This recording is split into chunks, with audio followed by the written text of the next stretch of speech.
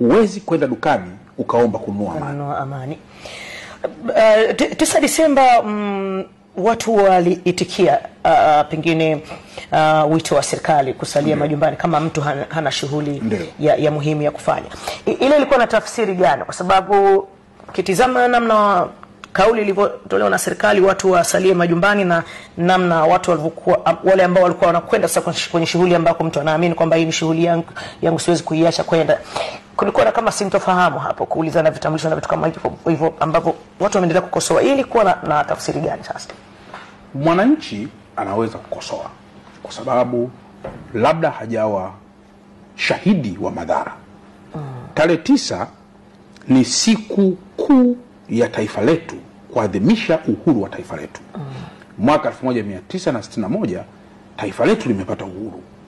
Na kwa mantiki hiyo tuna miaka karibu 64 ya taifa letu kuwa uhuru.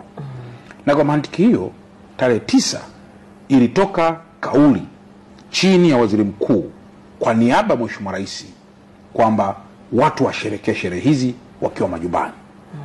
Na kuwa nyumbani haikumaanisha kuwa ndani kama ambavyo watu walitafsiri. Kuwa nyumbani kwa ingekuwa ni kwa Kiingereza ningesema at the home premises, kwamba ni kuwa mazingira ya nyumbani. Lengo kubwa ni kwa sababu sisi kama taifa na sisi kama vyombo vya dola na sisi kama wananchi tunafanyia kazi kila taarifa inayotufikia mkononi.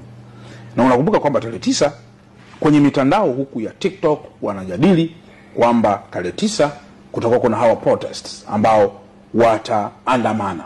Lakini ukiangalia katika maandamano hayo, intelligence zetu pia zinaonesha kwamba bado hakuna hiyo nia njema ya hayo maandamano kama ambavyo yapo kwa mujibu wa sheria. Kuandamana kupo kwa mujibu wa sheria. Only if yatakuwa chini ya misingi ya kisheria. Kwa mantiki hiyo sasa kukaguliwa vitambulisho na vitu vingine vya namna hiyo.